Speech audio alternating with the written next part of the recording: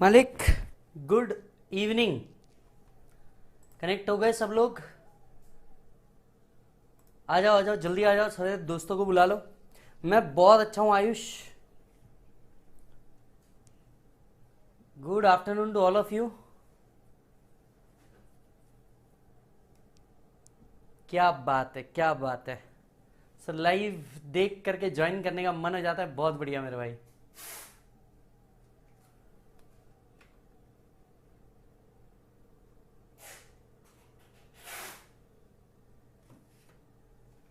आ जाओ जी, सब लोग कनेक्ट हो गए? Should I start? Should I start? से यस, से यस।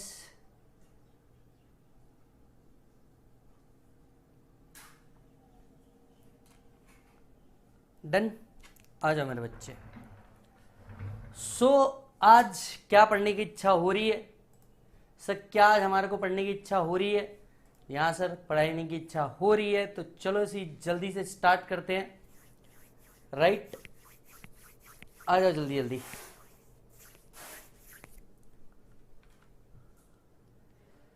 जितने भी आपके सवाल हैं सारे सवालों को प्लीज संभाल के रखें। जो बच्चे लाइव के अलावा कोई भी और क्वेश्चन पूछना चाहते हैं तो प्लीज आप 5:15 से 5:30 के बीच में आइए। सारे सवालों के जवाब आपको दे दूंगा मालिक। अभी आज कॉन्सेप्ट के ऊपर ध्यान देने का है, ठीक है? तो चलो स्टार्ट करते हैं फिर हमारी आज की जर्नी।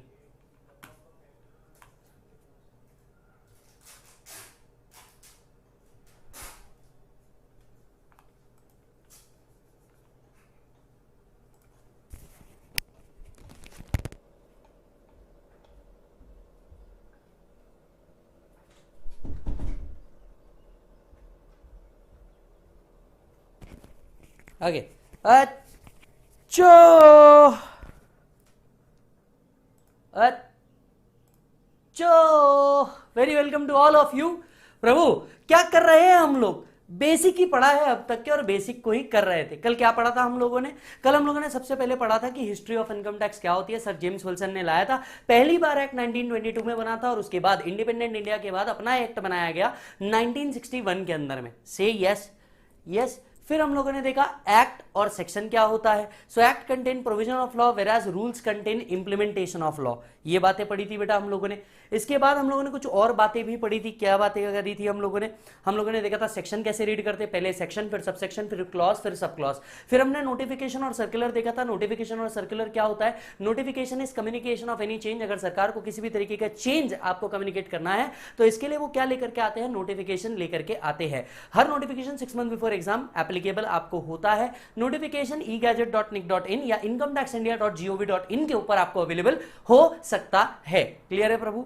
अच्छा जी, इसके बाद हमने देखा था सर्कुलर। अगर क्लैरिटी चाहिए तो डिपार्टमेंट सर्कुलर इशू करता है। ये जो सर्कुलर होता है, बात सुनिएगा साहब, ये जो सर्कुलर होता है ये डिपार्टमेंट के ऊपर मैंडेटरी होता है। एसएससी से तभी यूज करेगा जब ये उसके लिए बेनिफिशियल है, अदरवाइज वो इसे यूज नहीं करेगा। बोलो हाँ। इसके बाद हम लोगों ने देखा था कि भैया एक सवाल आज भी हमारे मन में है, एक्ट 1961 रूल्स 1962 ऐसा क्यों? ये सवाल आज भी हमारा चल रहा है। फिर हमने देखा कि कोई भी कानून बनता है या किसी के ध्यान में आता है कि कानून को चेंज करना है तो वो कैसे वर्क करता है प्रैक्टिकल लाइफ में। तो हमने यहां आकर के देखा there are 3 concept practically. First, how law works.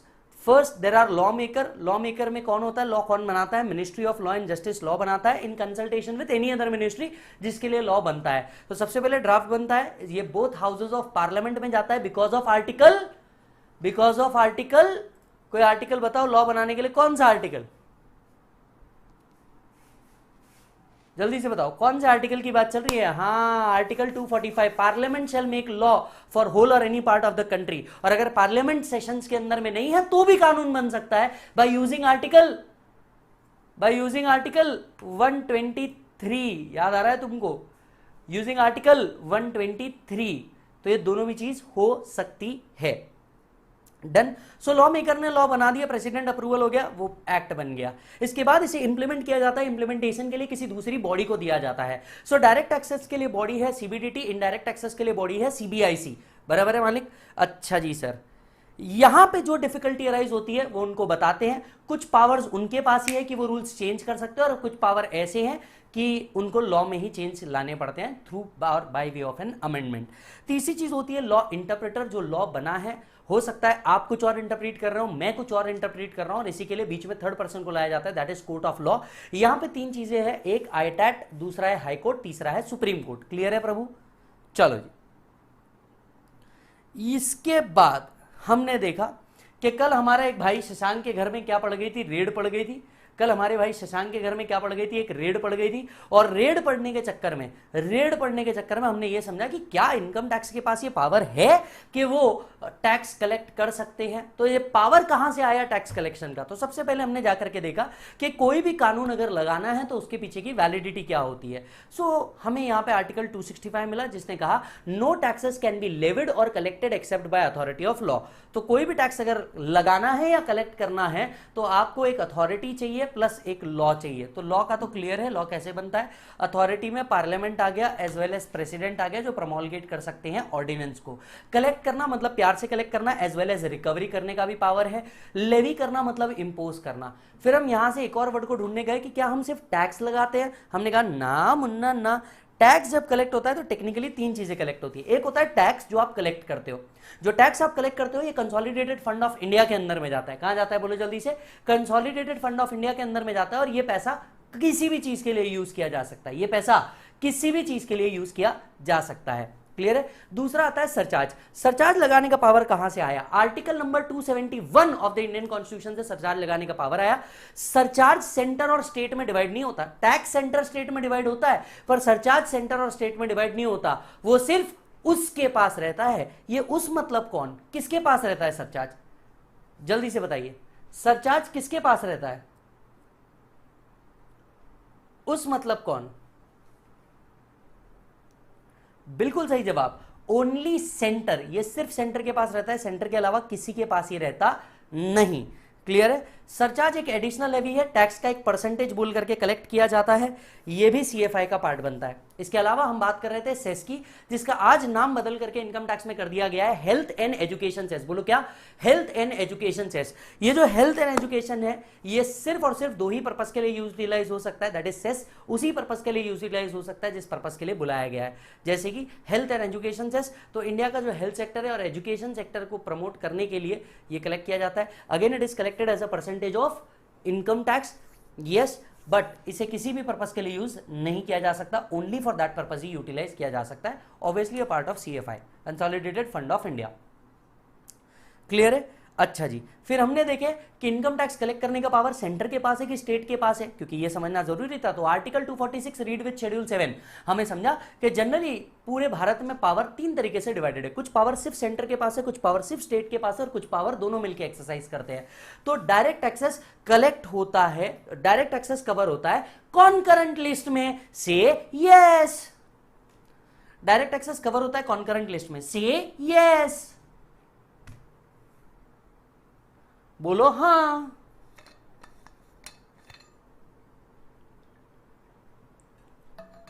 चलो जल्दी हां बोलो, से यस। ये कॉन्करेंट लिस्ट में कवर होता है ना। और हम एग्रीकल्चर पे भी कलेक्ट करने का पावर रखते हैं, हम एग्रीकल्चर पे भी कलेक्ट करने का पावर रखते हैं, से यस। नहीं नहीं, ओहो, ये तो बड़ी तकलीफ हो जाएगी। तो कौन कलेक्ट कर सकता है? Only centre. Entry number, entry number, come on come on come on, मैंने कहा था ये बड़ा होके एमसीक्यू बनेगा। एंट्री नंबर, जिसने जल्दी से कमेंट नहीं किया उसको अटेम्प्ट की कसम। चलो जल्दी, एंट्री नंबर 82। और जो बच्चा आज आया है, पहली बार आया है, बेटा आज लेक्चर में डरना मत, क्योंकि जो 2 दिन से अटेंड, दो बार से अटेंड कर रहे हैं, जिनने 2 सेशन अटेंड किया उनको पता है, बाकी लोग डरना मत मेरे भाई। Yes, entry number 82, entry number 82। क्या हमें एग्रीकल्चर पे टैक्स कलेक्ट करने का पावर है? नहीं, वो पावर किसके पास है? State. Entry number 46 to the union list. बाद में जीएसटी जो है वो कॉन्करेंट लिस्ट के अंदर में कवर किया गया है। तो यहां तक के हम लोगों ने पूरा पढ़ा था। आइए कुछ प्रूफ रीडिंग कर लेते हैं।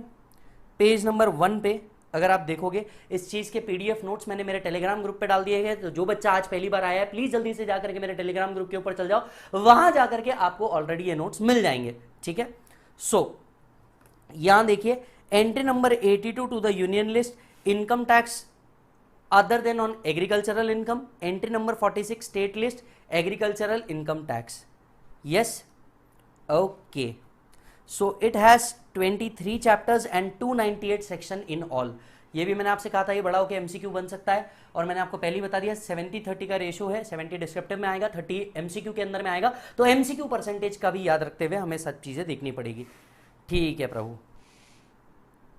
Is that done?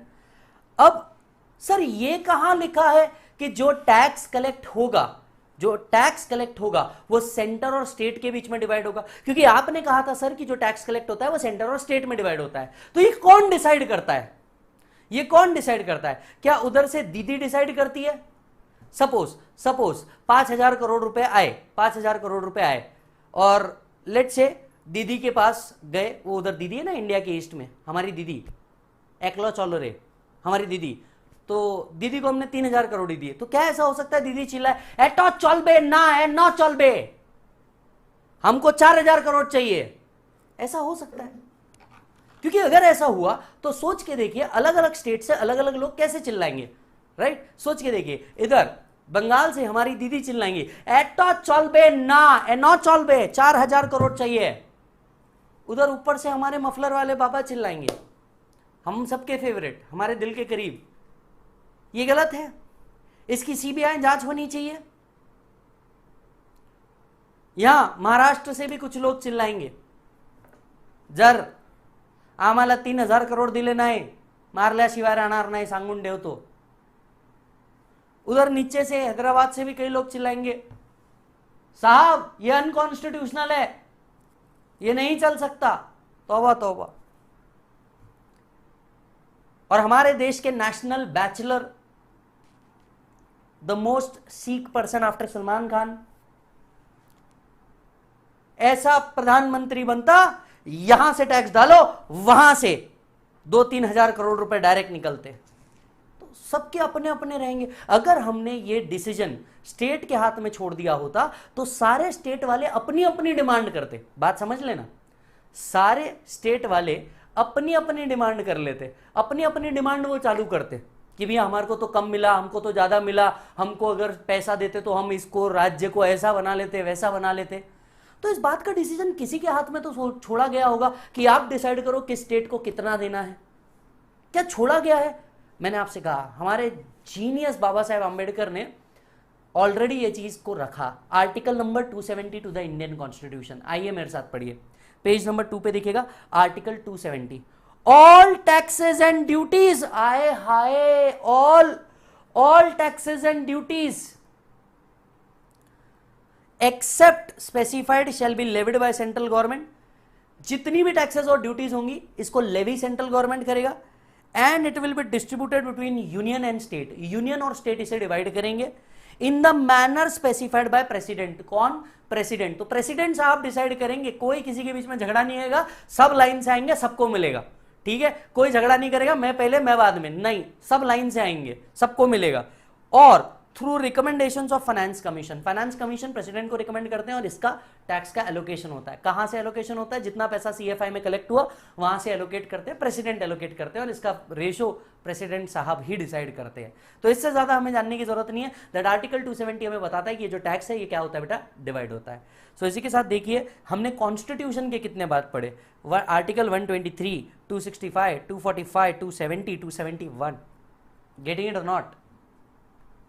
Yes, getting it और नॉट? चलिए, सो किसी को बिल्कुल टेंशन लेने की जरूरत नहीं है। जब भी कद्दू कटेगा सब में बटेगा, और बांटेंगे कौन? हमारे प्रेसिडेंट साहब। क्लियर है प्रभु? अच्छा जी। अब जैसे कि मैंने कहा, जब कोई डिफिकल्टी आती है इंप्लीमेंटेशन करने के लिए, जब इंप्लीमेंटेशन करने के लिए कोई डिफिकल्टी आती है, इस डिफिकल्टी को दूर कैसे किया जाता है? दो ऑप्शन है। एक, या तो कानून में चेंज कर दो, दूसरा सीबीडीटी खुद एम्पावर है कि कुछ डिफिकल्टीज को वो खुद ही दूर कर दे, कुछ प्रैक्टिकल डिफिकल्टी, टेक्निकल डिफिकल्टी, इसको तो वो खुद ही निपटा लेता है। लेकिन कोई भी काम करने से पहले पावर होना चाहिए। मेरी बात ध्यान से सुनिए, responsibility always comes with a power और power always comes with a responsibility. तो ये दोनों एक साथ चलने वाली चीजें हैं। तो क्या पावर है कि सीबीडीटी लॉ ला सकता है, या कोई डिफिकल्टी आ रही है तो इसको रिमूव करने के लिए खुद से डिसीजन ले सकता है? क्योंकि आप सोच के देखिए, बार बार असेंबली बुलाना, बार बार पार्लियामेंट बुलाना, इट इज नॉट पॉसिबल। तो ये पावर उनको देना पड़ेगा, उनको बताना पड़ेगा, बेटा अब तुम बड़े बच्चे हो गए, अपने डिसीजन लाइफ के खुद लो। यस, अब हर बार जैसे तुम मम्मी को नहीं जा सकते ना, मम्मी को जाके बोल नहीं सकते मुझे बहुत पसंद आ रहा है मम्मी प्लीज, ऐसा नहीं हो सकता ना। कुछ डिसीजंस आपको आपके लाइफ के आज से ही लेने पड़ेंगे, और उनमें से ऐसे ही एक सीबीडीटी के साथ हुआ। सेक्शन 298, पूरी दुनिया जब कानून पढ़ाती है तो सेक्शन 1 से शुरू करती है। भाई साहब हमसे मिलिए, हम 298 से शुरू करते हैं, पर हम जब पढ़ाएंगे तो उसको लॉजिक लगा करके पढ़ाएंगे। भैया ये लॉजिक समझो पहले। Section 298, power to remove difficulty. The last section of income tax सीधी बात करता है कि अगर इस कानून को लगाने में कहीं डिफिकल्टी आ गई तो मैं खड़ा हूं, मैं डिफिकल्टी को रिमूव करूंगा। So if any difficulty arise in giving the effect to the provision of act, the central government may by general or special order do anything which is inconsistent with the provision which appears it to be necessary or expedient for the purpose of removing the difficulty। so अगर कभी भी difficulty आती है, इस difficulty को remove करने का power है, तो वो क्या करेंगे, कैसे रिमूव करेंगे? वो कोई ऑर्डर लेके आएंगे, या तो एक जनरल ऑर्डर जो सभी के लिए होगा, या तो एक स्पेशल ऑर्डर जो किसी पर्टिकुलर क्लास और क्लासेस ऑफ असेसी के लिए होगा। The central government shall remove the difficulty if any and the order shall be placed before both houses of parliament, right? हालांकि ये डिफिकल्टी रिमूव करने के बावजूद भी पार्लियामेंट के सामने रखा जरूर जाएगा कि हम इस तरीके के चेंज कर रहे हैं। हालांकि इसके ऊपर पार्लियामेंट को वोट करना है ना, अदर चीजें करने की जरूरत नहीं, बस उनके ध्यान में लाया जाएगा कि ये इस तरीके से हमने चेंज कर लिया है, गेम ओवर। यस, चलो जी बढ़ेंगे आगे, बढ़ेंगे आगे। अब रजिस्टर में आइए वापस। आपने कहा कि लॉ इंटरप्रिटर से भी लॉ बन जाता है, जैसे सुप्रीम कोर्ट ने अगर कोई डिसीजन दिया तो it becomes law of land. तो अब मेरा एक सवाल है, हाउ टू रीड, लिखिए नेक्स्ट पॉइंट, केस लॉ। हम कोई केस लॉ कैसे रीड करते हैं? Suppose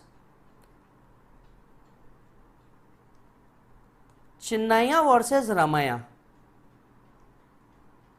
ITR 2016-18।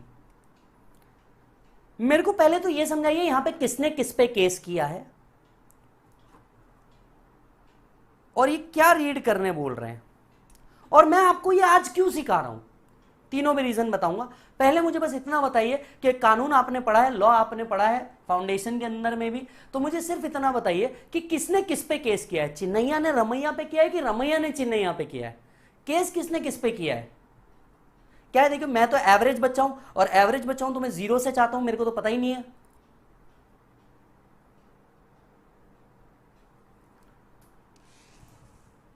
कुछ बच्चों को मेरी राइटिंग नहीं दिख रही। लो जी अरे चिल्लाते नहीं है बेटा, चिल्लाते नहीं है।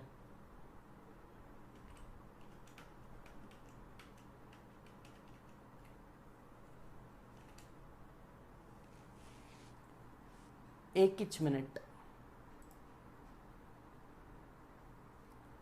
चलिए आ गया। सो चिन्नैया ने रमैया पे केस किया है या रमैया ने चिन्नैया पे केस किया है? किसने किस पे केस किया है मेरे को बस इतना बता दो। तो यहां बुद्धिजीवी लोग बैठे जो कह रहे हैं sir Chinnaiah filed the case versus Ramaiah, ये ठीक है, चलो अग्री कर लेता हूं, मैं अग्री कर लेता हूं, आई बोरो योर पॉइंट कि चलो ये ठीक है। अब इसके आगे ये क्या लिखा है और मैं ये आज आपको क्यों पढ़ा रहा हूं, आइए मैं आपको समझाता हूं। He filed the case, the case is between two, that's why we write versus, on him case is filed। अब मैं आपको ये पढ़ा क्यों रहा हूं, देखिए क्या होगा, कुछ सालों बाद आप प्रोफेशनल बन जाएंगे, या अब आपकी आर्टिकलशिप शुरू हो जाएगी। जब आपकी आर्टिकलशिप शुरू हो जाएगी तो कई बार आर्टिकलशिप में कुछ पॉइंट्स को समझने के लिए केस लॉ का रेफरेंस लेना पड़ता है, क्योंकि आपके बॉस आपको बोलेंगे जा जाके बुक उठा करके पढ़ के खुद अप्लाई कर, बराबर है। तो आर्टिकलशिप में अगर आप ये सोच रहे हो कि मेरे को सिखाया जाएगा, तो सिखाया क्या जाएगा आपको कि उठा बुक, खुद पढ़, इंटरनेट सर्च कर और मेरे को ये काम शाम तक के करके दे। तो अब आपको केस लॉ रेफर करने पड़ेंगे। अब केस लॉ को अगर रेफर करना है तो आपको पता होना चाहिए ये कौन से साल का केस लॉ है और मुझे किस किताब के अंदर में मिलेगा। आपने कभी देखा है जो सीए का ऑफिस होता है वहां पे बहुत सारी किताबें रखी हुई होती है और आपके मन में कहीं ना कहीं ये सवाल आया होगा कि साला आदमी ने जीवन भर 4.5 साल इतना पढ़ा है, संडे मंडे ट्यूसडे वेडनेसडे सारे बर्बाद कर दिया, अपना बर्थडे छोड़ दिया, उसका बर्थडे छोड़ दिया, और फिर भी इस आदमी को इतनी किताब पढ़ना है। उसको कोई शौक नहीं है किताब पढ़ने का। बट पॉइंट क्या है, जब कोई केस आ जाता है क्लाइंट के सामने, जब क्लाइंट के सामने कोई केस आ जाता है तो इस केस को हमें रेफर करना पड़ता है। अब ये कैसे पता करेंगे कि कौन सा केस है, कौन से साल में हुआ था, क्या हुआ था? इसके लिए हमें क्या मिल जाते हैं, रेफरेंस मिल जाते हैं। जो बुक्स आते हैं उस बुक्स में रेफरेंस मिल जाते हैं कि ये केस लॉज है, और अब हम उनको ढूंढते हैं। अब ढूंढेंगे कैसे? ढूंढने के लिए उन बुक्स को हम ITR यूज करते हैं। ITR is income tax rulings. ITR की बुक्स होती है हर साल की, हम ITR निकालते हैं। ITR में ये 2016 का केस है ये बताया जाता है। So income tax rulings is book nowadays online as well. ये ईयर ऑफ केस, जहां पे ईयर ऑफ डिसीजन आया था, और ये उस साल का 18th नंबर का डिसीजन था। ये उस साल का 18th नंबर का डिसीजन था। सो किसने केस फाइल किया, किस पे केस फाइल किया, कौन से बुक में मिलेगा, कहां मिलेगा, कौन से ईयर का केस था और ये उस ईयर का कौन सा नंबर का केस था, ताकि आदमी सीधा वहां पहुंच जाए। इसीलिए जब भी आप कोई केस लॉज लिखे हुए देखते हो तो मैक्स ऑफ द टाइम आपको इस तरह से लिखा हुआ दिख सकता है। कितने लोगों को नहीं पता था? जिसको नहीं पता था जरा कमेंट करके बताओ सर नहीं पता था। मतलब ये तो पता था कि केस लॉ कैसे पढ़ते हैं, लेकिन इसके आगे क्या होता है ये नहीं पता था। कितने लोगों को आज जीवन में नया ज्ञान मिल गया?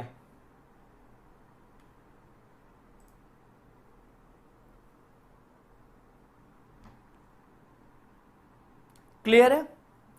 अब मैं आपसे एक सवाल पूछना चाहता हूं। सपोज कर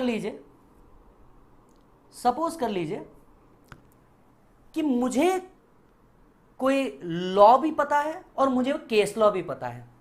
पहले क्या अप्लाई किया जाता है, एक्ट अप्लाई किया जाता है या केस लॉ अप्लाई किया जाता है? सपोज एक पर्टिकुलर इशू के ऊपर एक्ट पी में भी लिखा हुआ है और केस लॉज भी अवेलेबल है, तो आप पहले क्या अप्लाई करेंगे? ऑब्वियसली आपने फाउंडेशन के अंदर में लॉ पढ़ा है, लॉ, तो आपको तो पता ही होगा केस लॉ पहले अप्लाई करते हैं या लॉ पहले अप्लाई करते हैं। तो यहां पे चेतन, लोकेश, निशांत, यश, सृष्टि या श्रुति सब ये कह रहे हैं सर चुपचाप एक्ट। पर आयुष कह रहा है नहीं sir I object case law. बाकी सब कह रहे हैं एक्ट। अच्छा जी,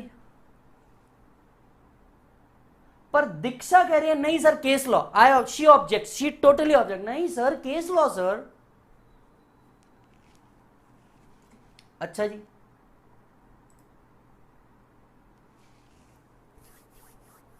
इसके लिए ना आपको पहले समझना पड़ेगा कि कानून को रीड कैसे करते हैं, इनकम टैक्स एक्ट को रीड कैसे करते हैं। First there will always be act. हमें जब भी कोई चीज एक्ट में सर्च करनी होगी, हमें कोई भी चीज, जब किसी चीज का मीनिंग चाहिए या कोई चीज हमें एक्सप्लेन करनी है, हमें सबसे पहले कहां जाना होगा? हमें सबसे पहले जाना होगा एक्ट के अंदर में। अगर एक्ट साइलेंट है, देन सेकंड केस में आपको जाना होगा केस लॉ पे। अगर कोई पर्टिकुलर इशू है, इस पे केस लॉ भी अवेलेबल और एक्ट भी अवेलेबल है, तो पहले एक्ट ही पढ़ना होता है। ये बेसिक प्रिंसिपल है। सर एक्ट में डिफाइंड नहीं है तो एक और एक्ट होता है जनरल क्लॉज एक्ट, उसके अंदर में डिफाइंड होता है, वहां का डेफिनेशन हमें उठाना होता है। चलो वहां पे भी नहीं लिखा है तो आप कहां जाओगे? केस लॉज के अंदर में जाओगे। अब कोई नादान बच्ची मुझसे पूछ सकती है सर मान लो जो एक्ट में भी नहीं लिखा है, केस लॉ में भी नहीं लिखा है, अब कहां ढूंढेंगे सर इसको? मैं इतना धूप में कहीं नहीं जाने वाली सर ढूंढने के लिए, मैं पहले बता दे रही हूं। बताइए, अगर कोई चीज एक्ट में भी नहीं मिल रही और इसके ऊपर कोई केस लॉ भी नहीं है तो क्या किया जाता होगा?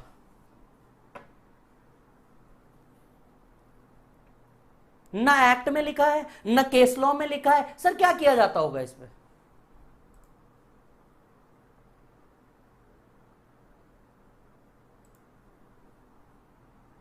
एनीवन? सर एक नया केस ही बना दो, साला टेंशन ही खत्म। क्या जवाब दिया यश ने मेरे भाई, एक नंबर। सर जुडिशियल डिसीजन, वो तो केस लॉ हो गया बेटा। हाँ ये हुई ना सही बात, न एक्ट में है न केस लॉ में है तो वो मिलेगा कस्टम में। सर कस्टम एक्ट में ना रे, कस्टम जो सदियों से चले आ रहा है वही चलता रहेगा। मतलब अगर किसी चीज का प्रैक्टिस लेट्स से एक्ट में नहीं लिखा है, इस चीज का मतलब केस लॉ ने भी नहीं बताया है, तो ऐसे केस के अंदर में जो कई सालों से चलते आ रहा है वो चलते आएगा। छोटा सा एग्जांपल आपको देता हूं, थोड़ा सा टैक्स से अलग है पर एग्जांपल आपके समझ में आ जाएगा। Read this word, read this word और रीड दिस वर्ड। क्या मीनिंग समझ में आता है आपको इस वर्ड का? तो सर ए, इसको हम कस्टम को हम अपने हिंदी के शब्दों में कह सकते हैं परंपरा, जो कई सालों से चलता आ रहा है उसको चलाते रहो। इसको आप रीड करोगे एम। मैं आप सभी से पूछना चाहता हूं, बचपन से लेके आज तक 26 अल्फाबेट मिले तुम्हें, पर तुम्हें तो पसंद सिर्फ सी ए आया, बराबर? पर मुझे बताओ कौन से एक्ट में लिखा है इसको ए ही रीड करना और इसको एम ही रीड करना है? कोई एक्ट ने पढ़ाया हमको ये? ना, answer is no, there is no act. है कोई ऐसा ABCD एक्ट? ऐसा कुछ नहीं है। फिर दूसरा, कोई केस लॉ है कि this should be readed as A, this should be readed as B? Answer is no. जो कई सालों से चलता आ रहा है चुपचाप हम चला रहे हैं, इस पर हमने कभी क्वेश्चन नहीं किया कि इसको ये कंसिडर करना है या वो कंसिडर करना है, हमने कभी क्वेश्चन नहीं किया और करेंगे भी नहीं। सो कुछ चीजें कस्टम्स है, जैसे चलते आ रहा है वैसे चलते आ रहा है। यस, तो ये बात बस है कि भैया पढ़ना है चुपचाप, ऐसी चीजों का ध्यान रखना। तो केस लॉ से हमें याद आया, सबसे पहले केस लॉ को ऐसे रीड किया जाता है। एक्ट और केस लॉ अगर दोनों झगड़ गए तो क्या कर लेने का? पहले एक्ट, काम खत्म, कानून को पहले। अगर एक्ट साइलेंट और एक्ट इसका जवाब नहीं दे पा रहा तो ही हम केस लॉ में जाएंगे, अदरवाइज केस लॉ होते रहते हैं, असेसी टू असेसी बनते रहते हैं। थर्ड, न एक्ट में कुछ लिखा है न केस लॉ में लिखा है, तो जो परंपरा प्रतिष्ठा अनुशासन चलते आ रहा है हम वही चालू करेंगे। एवरीबॉडी यस और नो? चलो जी, बहुत बढ़िया।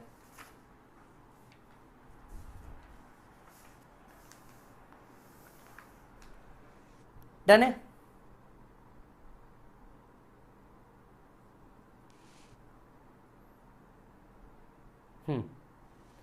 बढ़ते बेटा आगे, बढ़ते बेटा आगे। हमने हिस्ट्री पढ़ ली, हमने बेसिक्स पढ़ लिया। आओ इधर पेज नंबर 3 पे। इनकम टैक्स एक्ट हमारी टैक्सेबल इनकम निकालता है, टैक्स लायबिलिटी निकालता है, assessment procedure, appeal, penalty and other चीजें देखता है। फिर हमें पढ़ना पड़ता है इनकम टैक्स रूल्स। क्या हमें सिर्फ एक्ट पढ़ना है? नहीं, अब देखो हमें क्या क्या पढ़ना है। हमें इनकम टैक्स पढ़ना है, एक्ट पढ़ना पड़ेगा। सर क्या हमने इनकम टैक्स रूल्स पढ़ने हैं? पढ़ना पड़ेगा हमें। क्या हमें सर्कुलर एंड क्लैरिफिकेशंस पढ़ने हैं? पढ़ना पड़ेगा हमें। क्या हमें जुडिशियल डिसीजंस भी पढ़ने हैं? पढ़ना पड़ेगा हमें। तो जब मैं आपसे कह रहा था कि आपको सिर्फ इनकम टैक्स नहीं पढ़ना है, आपको क्या क्या पढ़ना है इनकम टैक्स के अंदर में? Income tax act, income tax rules, notification, circular, case law, और इन सब को मिला के कहा जाता है the scope of income tax. बात समझ में आई?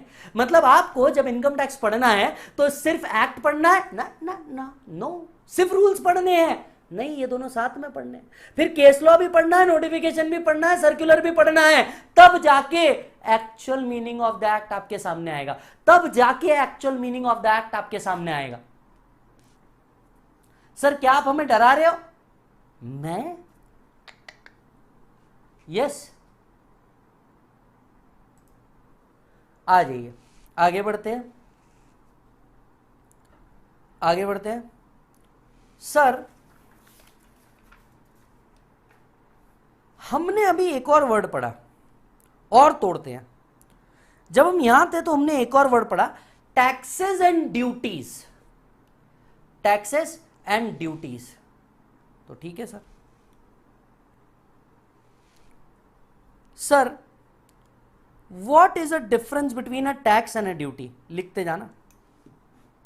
जैसे आपने कभी देखा होगा income tax, service tax, excise duty, custom duty. जब हमारे तो समझ में ना आ रहा कि टैक्स और ड्यूटी अलग हो गए क्या।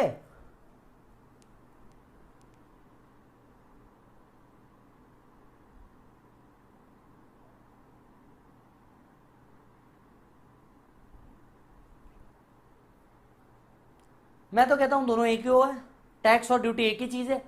किसी के कोई अपने ओपिनियन है तो बताओ। मैं तो कहता हूं सर टैक्स और ड्यूटी एक ही चीज है, चलो एक्सेप्ट करते हैं, डन करो। मैं कहता हूं टैक्स और ड्यूटी एक ही चीज है, बोलो हाँ, से yes.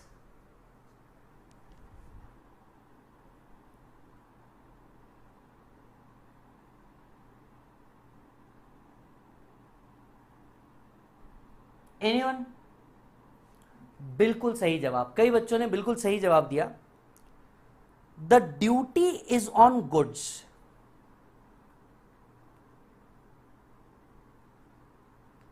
That is where subject matter is goods. Example custom duty.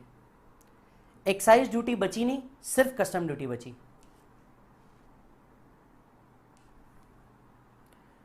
Tax is on other than goods.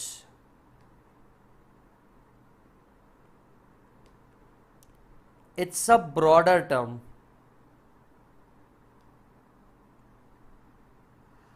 अब अगर आप देखोगे GST goods and service tax है। टैक्स एक ब्रॉडर वर्ड है as compare to duty. Tax एक ब्रॉडर वर्ड है as compare to duty.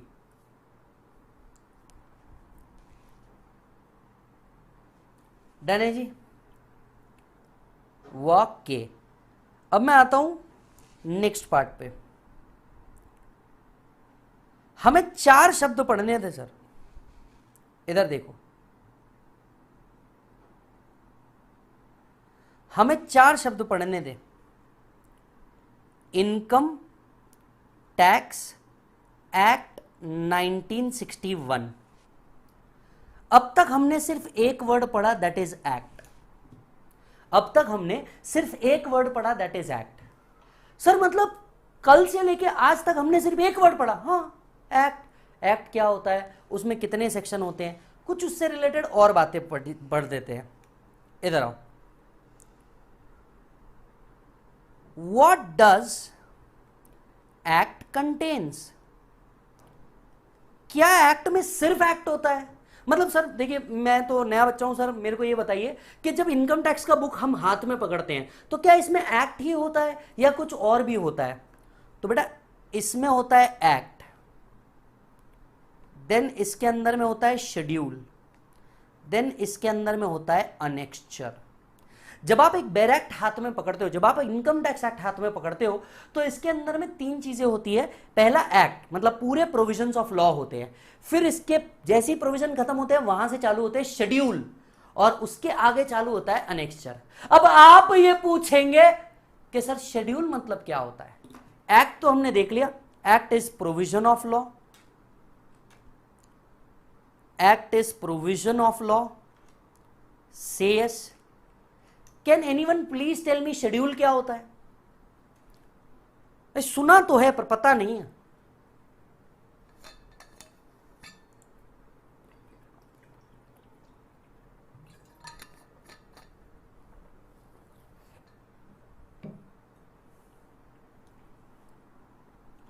Sir schedule का मतलब होता है फॉर्मेट।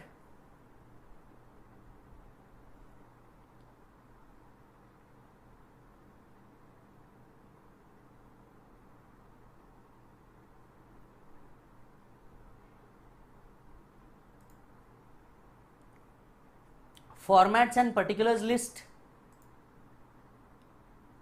अच्छा जी सर, सर शेड्यूल क्या होता है? शेड्यूल में फॉर्मेट्स भी होते हैं लेकिन सिर्फ वो नहीं होता। देखिए कई जगह पे ना लॉ के अंदर में कई चीजों को डिफाइन करना पड़ता है and it is not possible कि एक्ट के कंटेंट के अंदर ही आप उसको डिफाइन कर दो पूरा का पूरा। तो ऐसी चीजें फिर शेड्यूल में डाल दी जाती है। So schedule is a list or format attached to act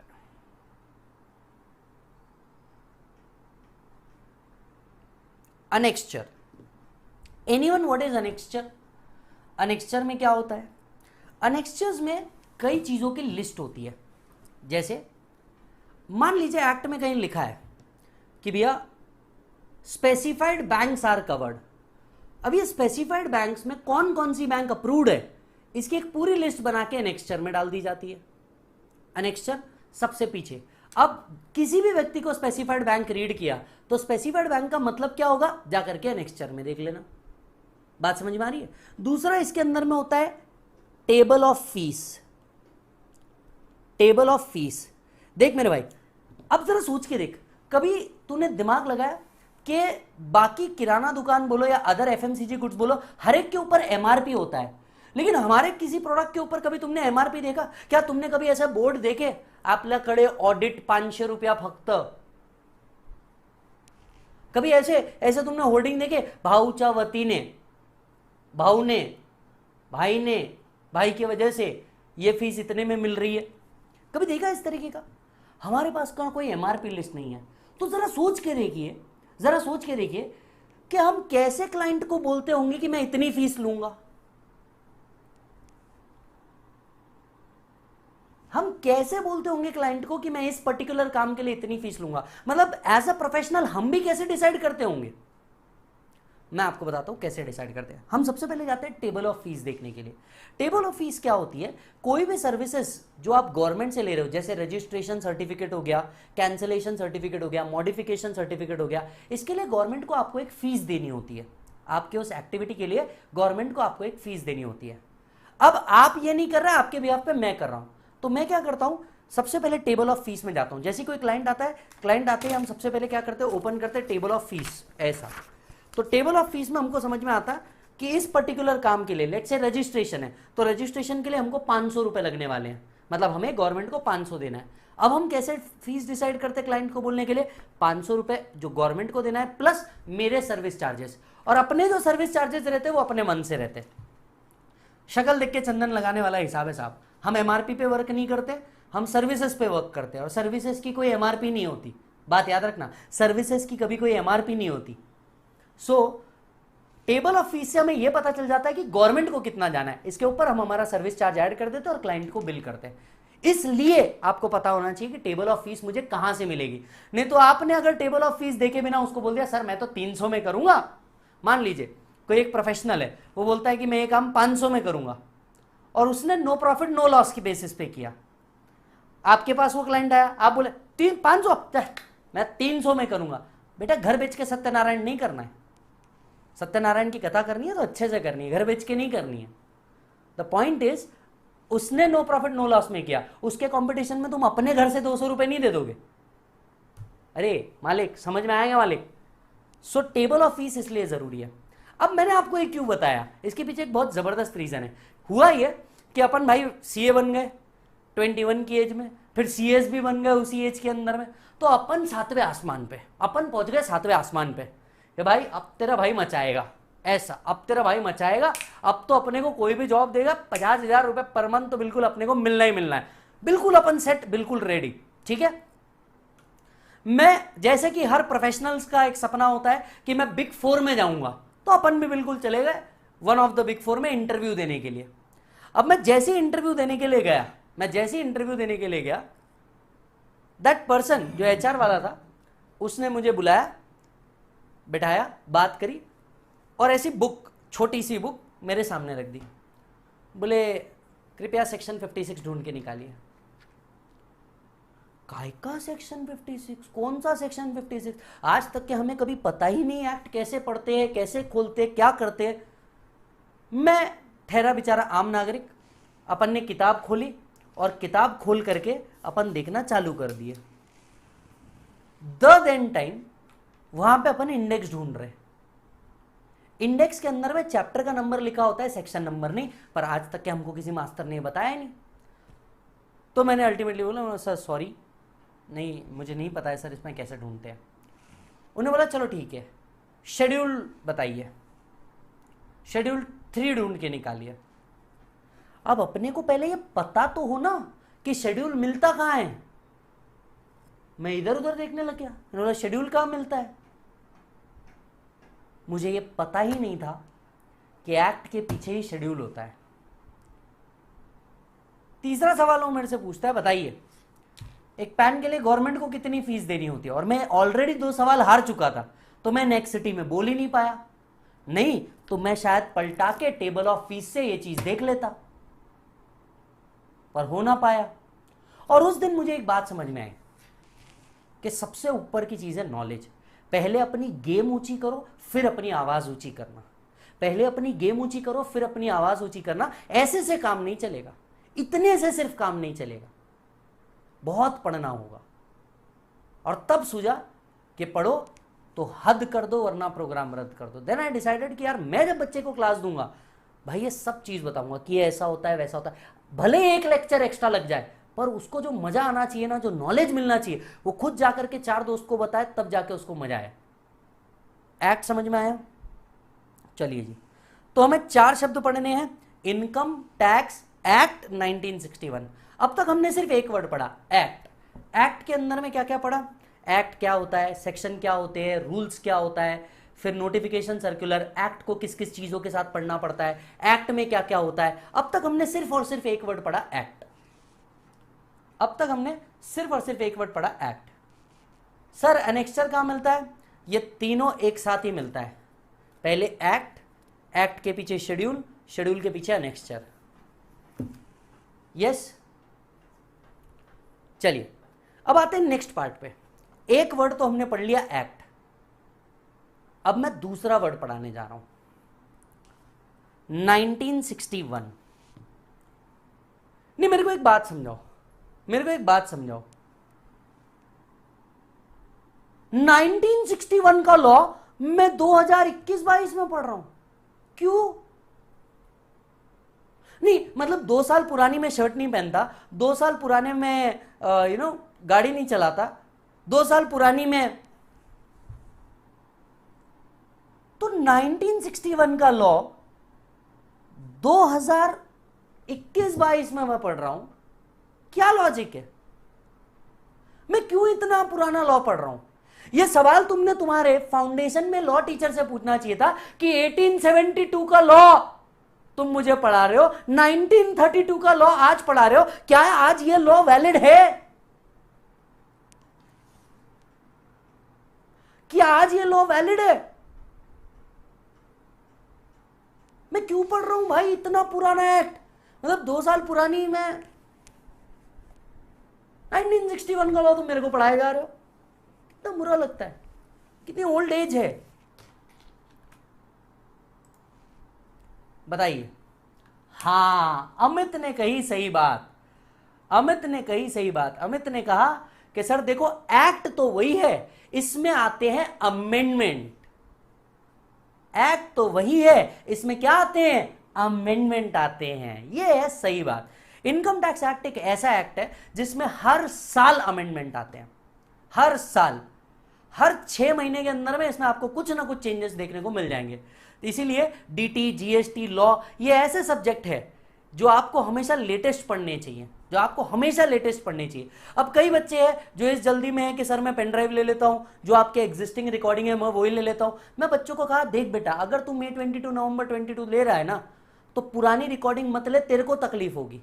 मैं जब फ्रेश रिकॉर्डिंग अभी चालू करूंगा रिजल्ट के बाद, तब तूने वो मेरे रिकॉर्डिंग में आ जाना, मेरे लाइव स्ट्रीमिंग में आ जाना। उसके पहले ना करियो, ये उसके पहले ये ना करियो बोला, क्योंकि इसमें उसका ही नुकसान है। और मैं आपको समझाता हूं अभी कैसे उसका नुकसान है। आते हैं अमेंडमेंट। अब मैं आपसे पूछता हूं, अमेंडमेंट्स कहां देखने को मिलते हैं, कौन लेके आता है, budget. Give the next heading, amendment. ये वाले पार्ट पे सबने फोकस कर लेना, किसी का अगर वीडियो स्पीड में होगा तो उसको स्लो कर लेना। Amendments are brought through budgets. हर साल अमेंडमेंट आते हैं। अमेंडमेंट कहां मिलते हैं, बजट में। अमेंडमेंट कहां मिलते हैं, बजट में। हर साल फाइनेंस मिनिस्टर 1 फरवरी के दिन, 1 फरवरी के दिन बजट लेके आते हैं और बजट में आते हैं अमेंडमेंट। मैं आप सभी से एक सवाल पूछना चाहूंगा, बजट कौन से एक्ट के हिसाब से प्रिपेयर होता है, बजट कौन से एक्ट के हिसाब से प्रिपेयर होता है?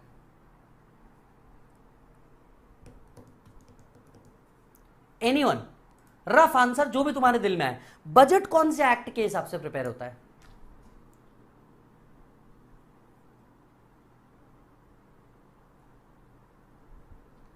Sir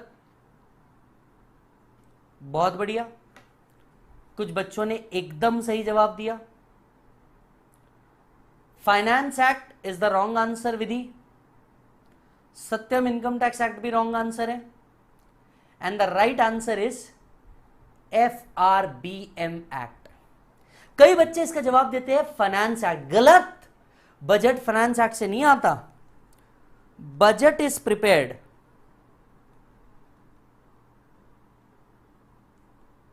as per fiscal responsibility and budget management act 2003, जिसे FRBM एक्ट भी कहा जाता है। बजट इस एक्ट के हिसाब से प्रिपेयर होता है और इसमें का फाइनेंस पोर्शन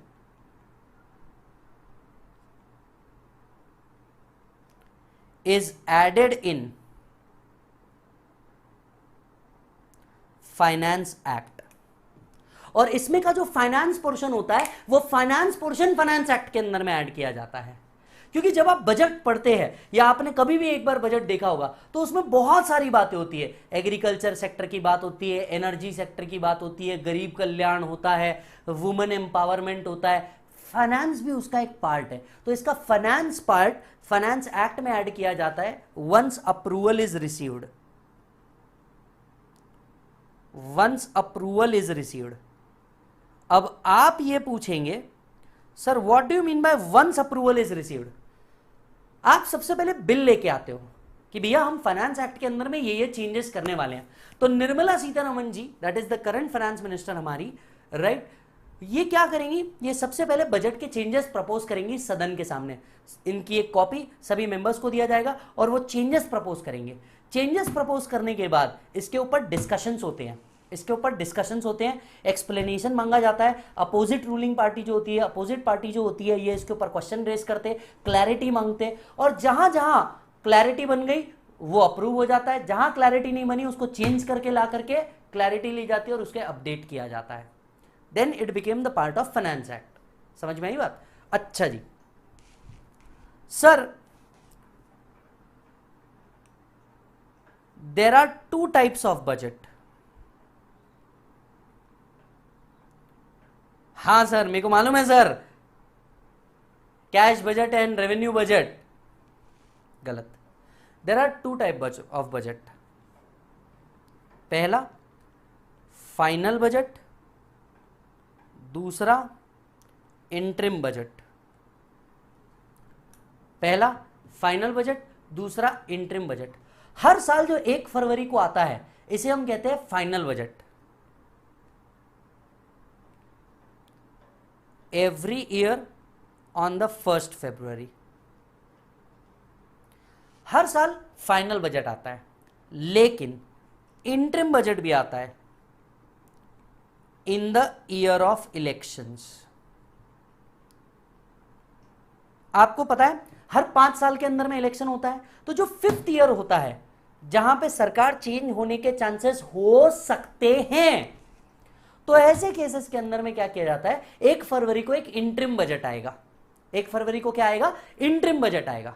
1 फरवरी में इंटरिम बजट के बाद मई या जून में आपकी पूरी वोटिंग होती है और कहीं जुलाई तक के रिजल्ट आ जाते हैं कि किसकी नई सरकार बन रही है। सो इंटरिम बजट वाला जो ईयर होता है या in the year of elections होते हैं, इलेक्शन के ईयर में 2 बजट निकलता है। Interim budget in the year of election which is valid for 6 months and also a final budget. So अगर ये इलेक्शन ईयर है, अगर ये इलेक्शन ईयर है तो फाइनेंस एक्ट के 2 बजट आपको देखने को मिलेंगे। अगर इलेक्शन नहीं होने वाले, हम नेशनल इलेक्शंस की बात कर रहे हैं, स्टेट वाइज इलेक्शन की नहीं। सो अगर नेशनल इलेक्शंस नहीं है, सो हर साल 1 फरवरी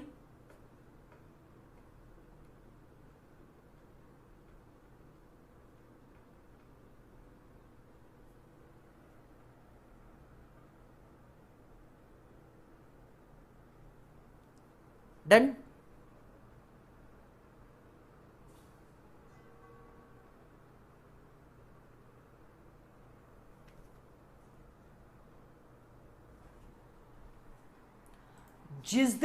जिस साल इलेक्शन होते हैं, इस साल 2 बजट आता है। एक आता है इंटरिम बजट। इंटरिम बजट जो होता है ये कब तक का बजट होता है, जब तक कि नई सरकार नहीं आ जाती। जब तक कि नई सरकार नहीं आ जाती तब तक का बजट होता है इंटरिम बजट। फिर नई सरकार आकर के अपना एक फाइनल बजट लेकर के आती है, तो उस साल 2 बजट होता है। सर क्या दोनों भी वैलिड होता है? यस सर, दोनों भी वैलिड होता है। बट जनरली आज तक के देखा गया है कि इंटरिम बजट में जो आता है, जनरली नई सरकार भी उसको अडॉप्ट कर लेती है विथ फ्यू और नो चेंजेस, विथ फ्यू और नो चेंजेस। क्लियर है मालिक? सो ये 2 टाइप के बजट होते हैं। Budget contains amendment related to direct tax, indirect tax। Budget के अंदर में 2 तरह के अमेंडमेंट होते हैं, डायरेक्ट टैक्स के अमेंडमेंट और इनडायरेक्ट टैक्स के अमेंडमेंट। और ये पार्ट सबसे इंपॉर्टेंट है। ओ चम्मी कपूर, अगर तेरे को मैसेज आ रहा होगा तेरी दुल्हनिया का, तो उसको बोलना wait baby, it's Vijay sir's lecture, ऐसा बाजू रख देना और इधर ध्यान देना। बजट में अमेंडमेंट्स आते हैं। अमेंडमेंट्स डीटी के भी होते हैं, आईडीटी के भी होते हैं। ये अमेंडमेंट्स लागू कब से होते हैं अब बताऊंगा, और अब बताऊंगा क्यू एक्ट 1961 था और रूल्स 1962 था। और अगर दिल तक बात पहुंच जाए तो भाई फुल रिस्पेक्ट, अगर दिल तक बात पहुंच जाए तो। सो बजट में आते हैं अमेंडमेंट्स। अमेंडमेंट्स डीटी से रिलेटेड भी होते हैं, आईडीटी से रिलेटेड भी होते हैं। डायरेक्ट टैक्स के जो अमेंडमेंट्स होते हैं, DT amendments are applicable from first day of next financial year. Direct taxes के जो अमेंडमेंट होते हैं वो अगले साल से लागू होते हैं। अगर मैं छोटा सा एग्जांपल देना चाहूं, फाइनेंस एक्ट 21, मतलब जो 1 फरवरी 2021 को बजट आया है, बराबर है, इसका एप्लीकेबिलिटी कब रहता है? इसका एप्लीकेबिलिटी रहता है असेसमेंट ईयर 22-23। मतलब जो बच्चा मई 22, नवंबर 22 या फिर जून 22, दिसंबर 22 दे रहा होगा, उसको वो बजट एप्लीकेबल है। मतलब बजट आएगा इस साल, लेकिन इसका इंप्लीमेंटेशन आपको अगले साल से देखने को मिलता है। सर ऐसा क्यों है? अरे पूछो ना क्यों, अरे पूछो पूछो पूछो क्यों। सिर्फ क्यों नहीं, बड़े प्यार से ऐसे लंबे राग में पूछना पड़ेगा, पूछो क्यों। इस साल जो भी आया वो अगले साल से लागू होगा। पूछो ना ऐसा क्यों। हाँ ये सही पूछा ना सर, क्यों? वो इसलिए because the whole income tax, because the whole income tax is written in assessment year language. पूरा इनकम टैक्स आने वाले साल के लैंग्वेज में लिखा हुआ है, फ्यूचरिस्टिक लैंग्वेज में लिखा है।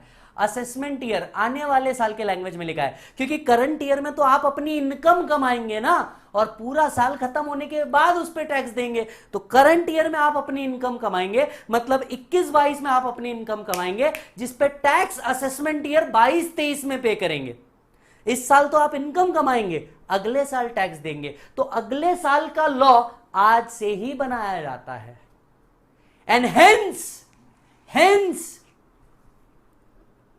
Act 1961 but rules 1962। क्योंकि 1961 में एक्ट आया होगा, rules contain implementation of law. Rules 1962 से लाने का लॉजिक क्या है, समझ में आया क्या? और जिसको समझ में आया भाई फुल रिस्पेक्ट। आप जाना अपने दोस्त से भी पूछना, ऐसा बैठाना उसको, बोला अच्छा एक बात बता, एक्ट 1961 में आया, रूल्स 1962 में आया, ऐसा क्यों? वो बता नहीं पाएगा। फिर उसको आप बताना, क्योंकि मेरे लाल, मेरे मुन्ना, मेरे बच्चे, जो एक्ट आता है ना, उसकी एप्लीकेबिलिटी अगले साल से आती है। मैंने इसीलिए कल तेरे को ये सवाल का जवाब नहीं दिया, और मैंने बोला अपने दिल में दबा के रख, सही समय आने पे बताऊंगा। क्योंकि जो एक्ट होता है ना बेटा, वो अगले साल से लागू होता है, क्योंकि वो पूरा असेसमेंट ईयर की लैंग्वेज में लिखा हुआ होता है।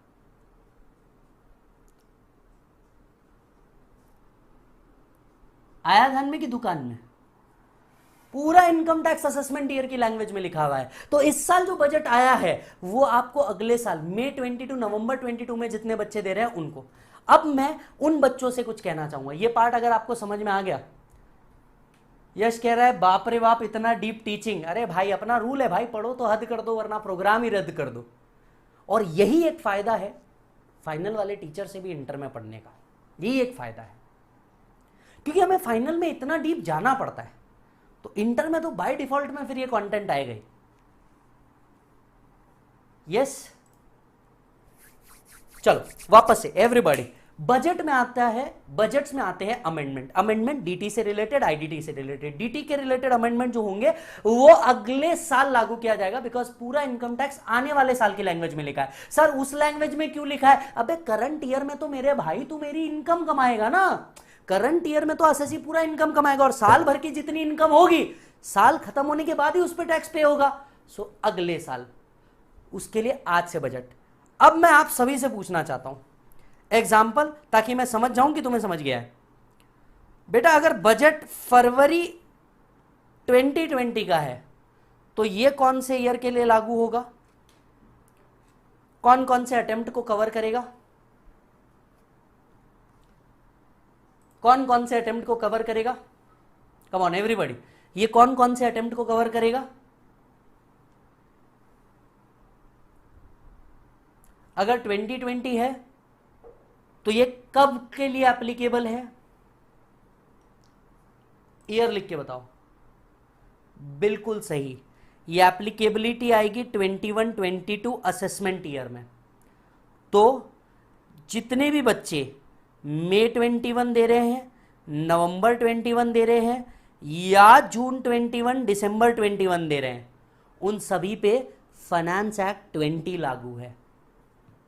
फाइनेंस एक्ट 20 लागू है।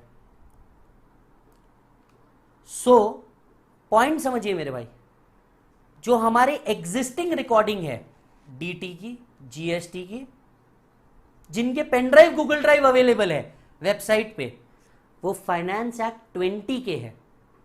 जब फाइनल में भी मेरे लेक्चर खरीदोगे तो याद रखना ये पॉइंट, फाइनेंस एक्ट देखना पहले और अकॉर्डिंगली आपने सिलेक्ट करना।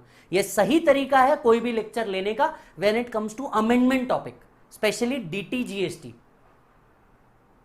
समझ में आई बात?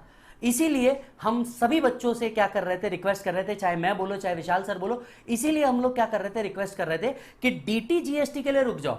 भले ही तुम बाकी सब्जेक्ट्स लो, डीटी जीएसटी के लिए रुक जाओ, जरा थांबा, रिजल्ट आ जान दो, फिर अपन इसको कैरी ऑन करेंगे।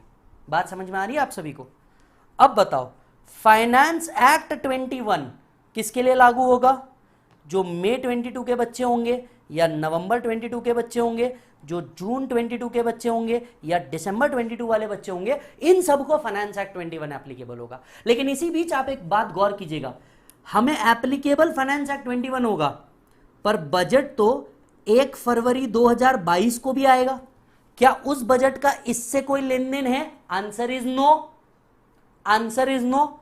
ये जो बजट आएगा वो 23-24 के लिए आएगा, ये जो बजट आएगा वो 23-24 के लिए आएगा। तो सिंपली जिस साल आपका अटेम्प्ट है उसके पहले का बजट आपको अडॉप्ट करना है। तो आपका अगर बजट, आपका अगर अटेम्प्ट मई 22 नवंबर 22 है, तो आपको बजट 2021 देखना है। गेम ओवर, इतना simple. So everyone, are you getting the point? Are you getting the point? हाँ या ना? सो जो भी बच्चा, if you are giving May 22 November 22 June 22 December 22, you has to take finance act 21। और जितने अभी भी रिकॉर्डिंग है वो सारी कौन सी रिकॉर्डिंग है बेटा? फाइनेंस एक्ट 20 की रिकॉर्डिंग है। So please wait for this new recording, specially in DT. Sir क्या बदल जाएगा? सारे क्वेश्चन बदल जाते हैं बेटा, असेसमेंट ईयर चेंज हो गया, सारे क्वेश्चन बदल जाते हैं। दूसरी बात, आपने पुराना लिया तो फाइनेंस एक्ट के तो अमेंडमेंट आपने पढ़े ही नहीं। 104 अमेंडमेंट है भाई साहब। कितने? 104 अमेंडमेंट है। क्लियर प्रभु? सो बजट 2022 में भी आएगा, पर 2022 का अटेम्प्ट देते वक्त आपने बजट 2022 को नहीं देखना है, वो आगे के ईयर के लिए है। अच्छा जी। सो डीटी के amendment first day of the next assessment year से अप्लाई करेंगे, ठीक है। आईडीटी के अमेंडमेंट्स कब से अप्लाई करते हैं? आईडीटी के amendments generally applied from midnight. Indirect access के जो अमेंडमेंट होते हैं वो उसी रात से लागू हो जाते हैं, unless specified otherwise.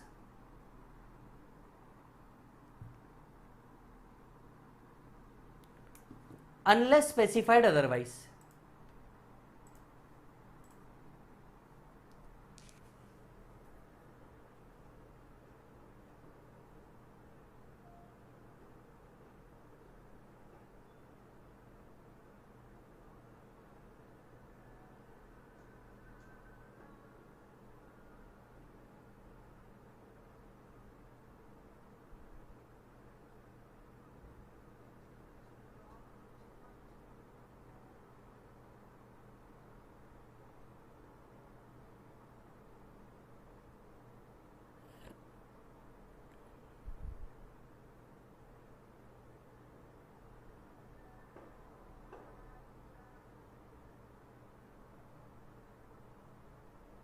If it is done,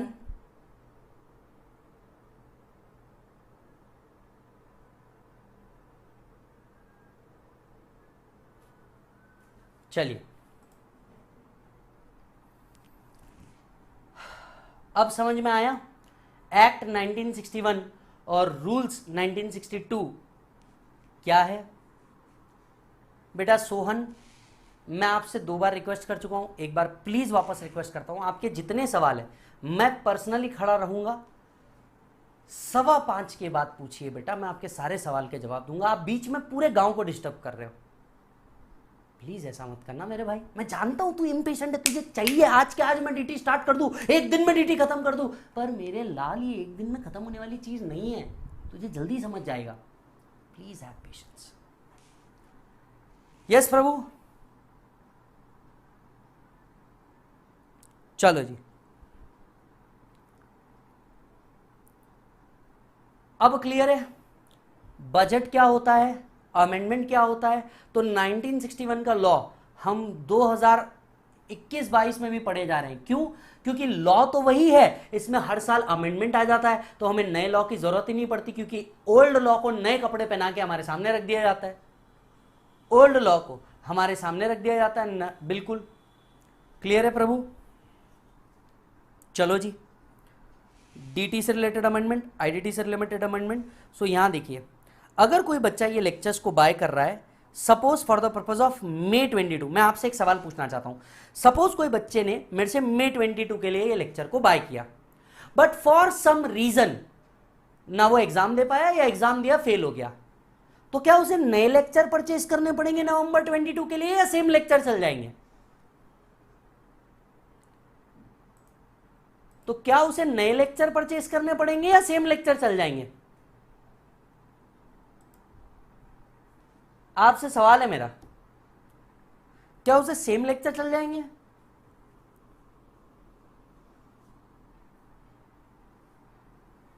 बिल्कुल सेम चल जाएंगे, क्योंकि finance act will remain same. जून में हो तो दिसंबर वालों को सेम लग जाएंगे, फाइनेंस एक्ट रिमेन सेम। तो आपको फिर से लेक्चर लेने की जरूरत नहीं है, दोबारा से पैसे नहीं खर्चा करने का। नोट्स भी बिल्कुल वही रहेंगे, unless and until there is an ordinance, unless and until कोई ऑर्डिनेंस ना आ जाए तब तक के। क्लियर है मालिक? बूम। सो वापस इधर आइए, हमें 4 शब्द पढ़ने थे, इनकम टैक्स एक्ट 1961। तो अब ये तो समझ में आ गया कि 1961 का लॉ हम अभी तक क्यों पढ़ रहे हैं। अमेंडमेंट्स कहां से आते हैं, कैसे आते हैं, कब लागू होते हैं, हमें क्या करना है। सर मान लीजिए अगर कोई ऑर्डिनेंस आ जाता है, मान लीजिए अगर कोई ऑर्डिनेंस आ जाता है तो क्या होगा अगर कोई अमेंडमेंट आ जाता है। देखिए हम लेक्चर जो रिकॉर्ड करेंगे, पहली बात तो है टोटली अमेंडेड होंगे, जो मई 22 नवंबर 22 के लिए होंगे। लेकिन अगर इफ एनी कोई ऑर्डिनेंस आ जाता है और इससे आपका भी इंपैक्ट आने वाला है, तो फिर उस केस में मैं एक अमेंडमेंट वीडियो यूट्यूब चैनल के ऊपर डालूंगा ही, और उससे रिलेटेड अमेंडमेंट नोट्स मेरे टेलीग्राम चैनल पर डालूंगा ही। जैसे कि मैंने कहा कि मैं आपको इसके अपडेट्स देता ही रहता हूं, तो 3 जगह आपने मेरे साथ मैंडेटरीली जुड़ जाना, इंस्टाग्राम, यूट्यूब एंड टेलीग्राम। ठीक है, 3 जगह आपने मैंडेटरीली जुड़ जाना। यश आप मेरे से पूछ रहे हैं ऑर्डिनेंस मतलब क्या। बेटा आपको पिछले और आज का लेक्चर देखना पड़ेगा, आपको समझ में आ जाएगा। President can promulgate an ordinance, ये वर्ड आपको दिख जाएगा, वहां से आपको समझिएगा। क्लियर है? बहुत बढ़िया। तो 2 वर्ड हमने पढ़ लिए, अब हम पढ़ने जा रहे हैं तीसरा वर्ड। सर अब तक हमने 2 ही वर्ड पढ़े। बेटा 2 ही वर्ड पढ़े, एक्ट 1961। अब हम तीसरा वर्ड पढ़ने जा रहे हैं, एक्ट।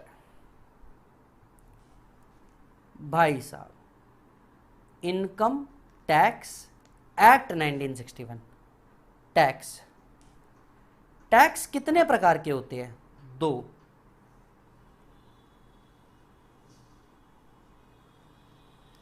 एक डायरेक्ट टैक्स, दूसरा इनडायरेक्ट टैक्स। यह पढ़ना बड़ा मजेदार कंसेप्ट है। टैक्स 2 प्रकार के हैं, डायरेक्ट टैक्स, इनडायरेक्ट टैक्स। अब डायरेक्ट टैक्स क्या होता है? Direct tax is paid by person on his income directly to government out of his pocket. It is paid by person directly to government out of his pocket. वो अपने pocket से क्या करता है? Government को पे करता है। इनडायरेक्ट टैक्सेस क्या होता है? It is collected by another person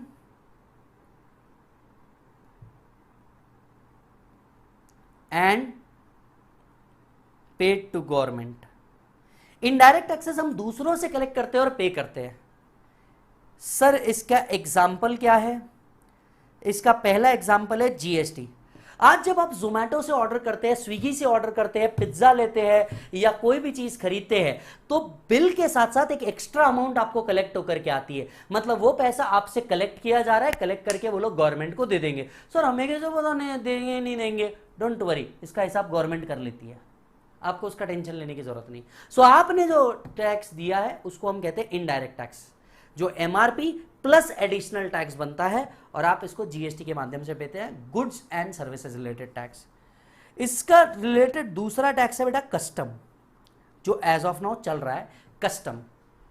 custom जो होता है ये टैक्स होता है on import and export. Goods जो इंपोर्ट होते हैं या गुड्स जो एक्सपोर्ट होते हैं, इसके ऊपर आपको कस्टम ड्यूटी पे करनी पड़ती है। गुड्स जो इंपोर्ट होते हैं या गुड्स जो एक्सपोर्ट होते हैं, इसके ऊपर आपको कस्टम ड्यूटी पे करनी पड़ती है, इसके ऊपर आपको कस्टम ड्यूटी पे करनी पड़ती है। सो indirect taxes, it is collected from another person, हम दूसरों से कलेक्ट करते हैं और हम गवर्नमेंट को पे कर देते हैं। मतलब इसमें हमारी लायबिलिटी नहीं, ना हमें चोरी करने की जरूरत है। क्यों करे, वैसे भी दूसरे से जा रहा है, अपने जेब से तो कुछ जा नहीं रहा, तो हमें कुछ नहीं करना है। इनडायरेक्ट टैक्सेस का प्रॉब्लम ये होता है कि ये बर्डन हमेशा दूसरे पे शिफ्ट होता है। मतलब अल्टीमेटली फाइनल कंज्यूमर को इसकी मार झेलनी पड़ती है, अल्टीमेटली फाइनल कंज्यूमर को इसकी मार झेलनी पड़ती है। जीएसटी एंड कस्टम क्लियर है, इसके आगे की डिटेल आपको जीएसटी में पता चल जाएगी। हमारा ताल्लुकात है डायरेक्ट टैक्स कितने प्रकार के हैं। डायरेक्ट टैक्स कितने प्रकार के हैं बेटा, डायरेक्ट टैक्स के प्रकार मैं आपको बताता हूं। सबसे पहले एक ड्रैकोनियन टैक्स के बारे में बताता हूं और आपको बड़ा मजा आएगा, हिस्ट्री में जाऊंगा। Estate duty now abolished. Estate duty Bharat के नाम पे एक बहुत बड़ा धब्बा है, भारत के नाम पे एक बहुत बड़ा धब्बा है। चलो, anyone knows what is estate duty and how it worked. ये दुनिया का सबसे घटिया टैक्स था, सबसे घटिया डायरेक्ट टैक्स के मामले में। ये वो टैक्स था जिसमें भारत के अमीर लोग गरीब बन गए। सर कैसी बातें कर रहे हो, ये वो टैक्स था जो मरने पे था। सर मरने पे टैक्स, कैसी बातें कर रहे हो सर, मरने पे कौन टैक्स कलेक्ट करता है, भारत सरकार। देन भारत सरकार ने मरने पे भी टैक्स कलेक्ट किया है। सर कैसी बातें कर रहे हैं आप, बताइए बताइए, ये तो काफी इंटरेस्टिंग लग रहा है। मरने पे tax, that to direct tax, कैसे। ये क्या होता था, सपोज कर लीजिए एक्स है, ठीक है, सपोज कर लीजिए एक्स है। देखो कितना घटिया टैक्स था। एक्स ने कोई इनकम कमाई, इसके ऊपर वो क्या देता था, इनकम टैक्स देता था, ठीक है। सपोज एक्स की डेथ हो जाती है, अब इसकी जितनी भी एस्टेट थी ये इसके सन को चले जाती है, सपोज वाई, ये इसके सन को चले जाती है, सपोज वाई। तो इनकम टैक्स डिपार्टमेंट वाई को जाता था, बोलता था तुझे इनहेरिटेंस में एस्टेट मिली, पे टैक्स ऑन इनहेरिटेंस एस्टेट। मतलब आगले के पिताजी गुजर गए, इसके लिए जमा पूंजी बचा करके रखी, जिसके हाथ में आई इनहेरिटेंस पे भी टैक्स ले लिया। तो जैसे आदमी मरता था और इनहेरिटेंस में बच्चे के पास चीज जाती थी तो बच्चे को इस पे टैक्स देना पड़ता था। लेकिन टेक्निकली ये डबल टैक्सेशन था, क्योंकि जो इनकम उसने कमाई उस पे तो उसने टैक्स दे दिया होगा, उस बची हुई इनकम से उसने एस्टेट खरीदी। अब ये एस्टेट जब उसके बच्चे के पास जाती थी उस पे फिर टैक्स लगता था,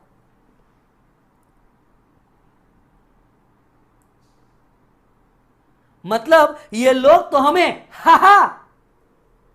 बेवकूफ बना रहे हैं। इतना घटिया टैक्स था, अच्छा हुआ एबॉलिश कर दिया। जब यह जीवन में खत्म हुआ तो भारत में एक और टैक्स हुआ करता था डायरेक्ट टैक्स के नाम से, जिसको कहते हैं वेल्थ टैक्स। ये अपने आप में और एक घटिया टैक्स था, अच्छा हुआ एबॉलिश कर दिया, ये भी एबॉलिश हो गया। सर एबॉलिश हो गया मतलब अब ये लॉ एग्जिस्ट नहीं करते, बट कितने प्रकार के डायरेक्ट टैक्सेस होते हैं मैं आपको ये बता रहा हूं। एक था वेल्थ टैक्स, ये और घटिया टैक्स था। मतलब देखो, एक्स ने अपनी इनकम कमाई, बराबर है, इस इनकम के ऊपर उसको इनकम टैक्स तो था ही, बराबर है। इस इनकम से वो क्या करता था, वेल्थ क्रिएट करता था। वेल्थ मतलब लेट से कोई बिल्डिंग ले लेता था, कोई अनादर प्रॉपर्टी ले लेता था, बीइंग लैंड, ज्वेलरी ले लेता था, ऐसी कोई चीजें ले लेता था, मतलब अपनी वेल्थ क्रिएट कर लेता था। यॉट ले लेता था, प्लेन ले लेता था। ये वेल्थ के ऊपर भी उसको अगेन टैक्स देना पड़ता था। It was a double taxation. मतलब एक्स ने इनकम कमाई, इनकम कमा के वेल्थ ली, अब वेल्थ का वैल्यू भी एक परसेंटेज के ऊपर चला गया तो उसके ऊपर फिर उससे टैक्स कलेक्ट करते थे। ये डबल टैक्सेशन था साहब, ये डबल टैक्सेशन था, ये डबल टैक्सेशन था, लोगों के साथ अपराध था, ये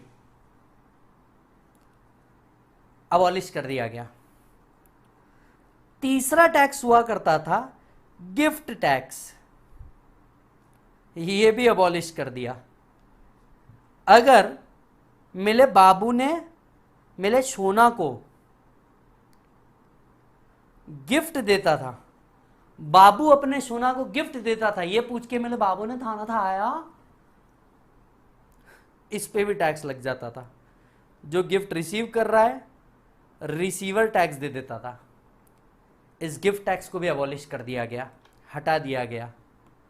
सर डायरेक्ट टैक्सेस में कुछ बचा भी है जीवन में? अरे भाई साहब, income tax act currently running. So direct taxes 4 प्रकार के हुआ करते थे।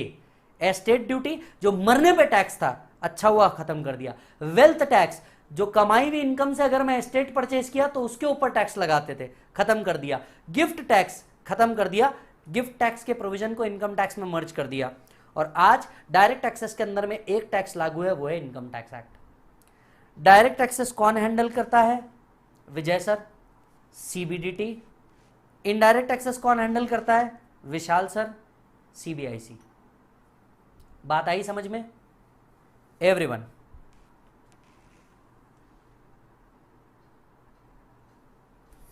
से यस।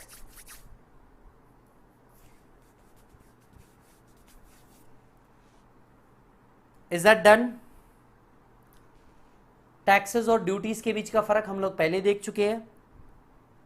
अब तक बेटा हमने 3 सवाल पढ़े। टैक्स एक्ट 1961, चौथा शब्द आज भी बाकी है जिसको हम देखेंगे ब्रेक के बाद।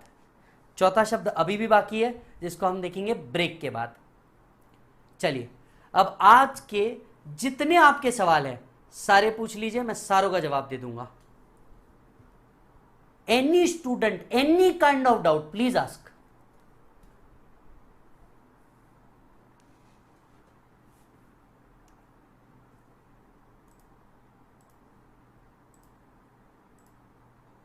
चलिए, उपासना मेरे से एक सवाल पूछ रही है, सर नवंबर 22 के लिए लेक्चर कब से परचेज करें? बेटा अभी ऑफर चालू है, आप अभी बाय कर सकते हो और आपको लाइव स्ट्रीम का ऑप्शन अवेलेबल है। तो आप सिर्फ और सिर्फ रिजल्ट का वेट कीजिए। रिजल्ट आने के बाद हम लोग लाइव स्ट्रीम शुरू करने वाले हैं, तब आप इस लेक्चर को बाय करिएगा। हम लोग लाइव स्ट्रीम लेने वाले हैं, तब आप इस लेक्चर को बाय करिएगा।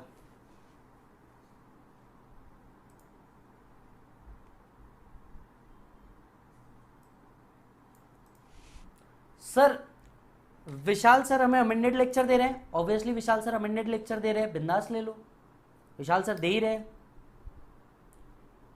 सर ये क्लास दोबारा लाइव स्ट्रीम में तो नहीं होगी, जनरली नहीं, बट देखते हैं उस टाइम पे अगर सारे बच्चे कनेक्टेड रहे तो जरूर कर लेंगे।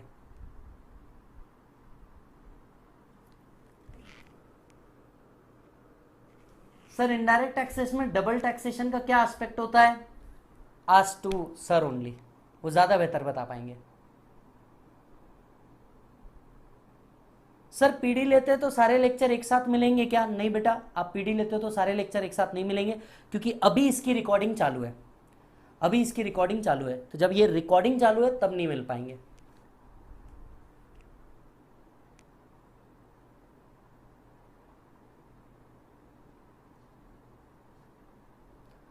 सर जिसने ऑप्ट आउट किया था और जैन 21 में एग्जाम हुए थे, उनका कौन सा बजट लगा था?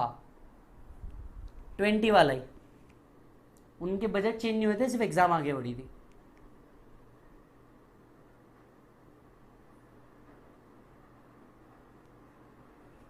बजट टर्म हमने डिस्कस कर लिया ना बेटा, आप कौन से बजट टर्म की बात कर रहे हैं? मुझे बताइए आप कौन से बजट टर्म की बात कर रहे हैं?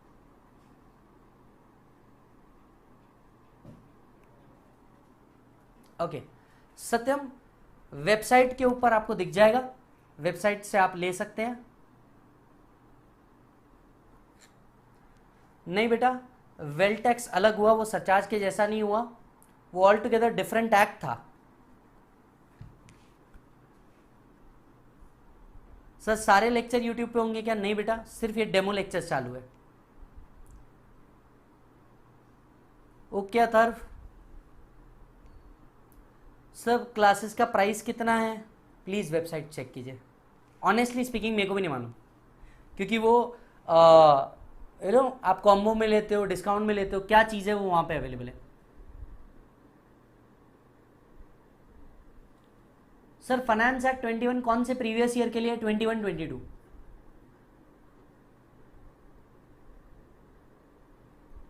शिवम आपका सवाल एक बार फिर से लिखिए। सीएमए के क्लास कब स्टार्ट होंगे? सीएमए के क्लास एक साथ लाइव लूंगा बेटा मैं।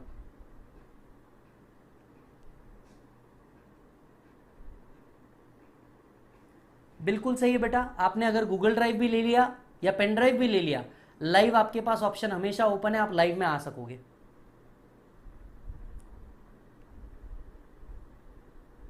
सर डीटी की बुक अभी डिस्पैच होगी या बाद में? बेटा बाद में, books are in making. Sir, one of the academy is taking face-to-face classes. Are we smart planning to take any face-to-face classes? Rohit, we are currently not planning any face-to-face classes, but we are planning for live stream. क्योंकि problem ये है, हमने पिछले बार live classes शुरू की थी। जब हमने पिछले बार लाइव क्लासेस शुरू की थी तो हमें 7 दिन क्लास लेकर के गवर्नमेंट ने बंद कराना पड़ा क्लासेस को। एट द सेम टाइम कल भी एक डेल्टा वेरिएंट से पुणे के अंदर में एक व्यक्ति की डेथ हुई है। So we are not sure कि लाइव क्लासेस चालू भी अगर हो जाती है तो ये हमें कितने दिन कंटिन्यू करने देंगे। ऐसे केस में अगर हम लाइव डिक्लेयर कर दें और बच्चा आ जाए, unlike other academies are doing, तो उस केस में ये होगा कि बच्चा यहाँ पे आकर के पूरे रहने का, खाने का सब अरेंजमेंट करेगा। क्लास अगर बंद हो जाती है पुलिस के अप्रूवल के चक्कर में तो सारी चीज़ें ये हो जाएगी। इसी के लिए एज ऑफ नाउ हम फेस टू फेस में नहीं जा रहे हैं, लाइव स्ट्रीम में हम लोग जा रहे हैं। सर आप फाउंडेशन भी पढ़ाते हो क्या? नहीं अथर, मैं फाउंडेशन नहीं पढ़ाता अभी।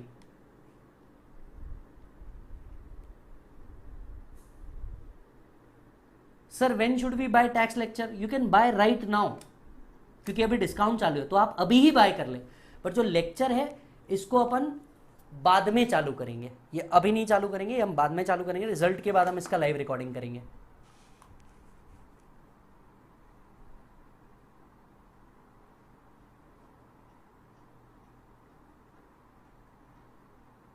डन मालिक? चलिए, thank you so much for the day. Bye and take care. Bye बोलो बच्चों।